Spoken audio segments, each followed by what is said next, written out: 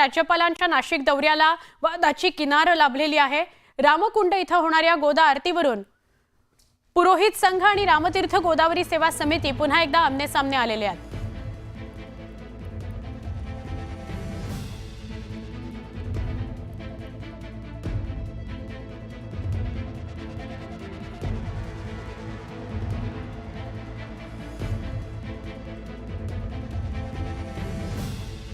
नाशिकमधून राज्यपालांच्या नाशिक दौऱ्याला वादाची किनार लाभलेली आहे। रामकुंड इथं होणाऱ्या गोदा आरतीवरून पुरोहित संघ आणि रामतीर्थ गोदावरी सेवा समिती पुन्हा आमने-सामने आलेत। राज्यपाल रामतीर्थ गोदावरी सेवा समितीच्या गोदा आरतीला उपस्थित राहणार आहेत। महाराष्ट्र राज्याचे महामहिम राज्यपाल CP राधाकृष्णन यांच्या हस्ते आज नाशिकच्या गोदा काठावरती गोदावरीची महाआरती होणार आहे। मात्र ही आरती होण्यापूर्वी गोदावरी आरतीवरून सुरू असलेला जुना वाद जो आहे तो पुन्हा एकदा उफाळून आलेला आहे।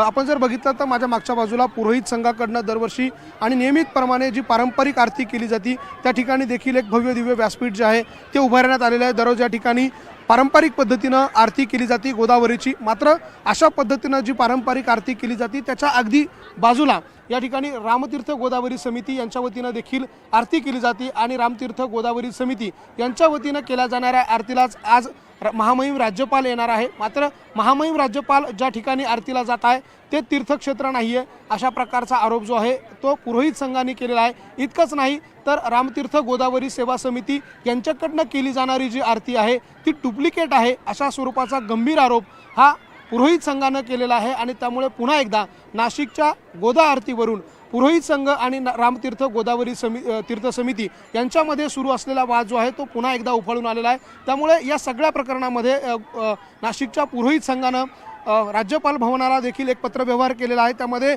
डुप्लिकेट आरती आणि पारंपरिक आरती याचा जो काही भाग आहे तो देखील या पत्राच्या माध्यमातून सांगण्यात आलेला आहे। त्यामुळे या सगळ्या आरतीच्या वादानंतर महामहिम राज्यपाल यांची आरती कशा पद्धतीने पार पडती ते नेमकी आरती कुठे करतात हे बघणं महत्त्वाचं असणार आहे।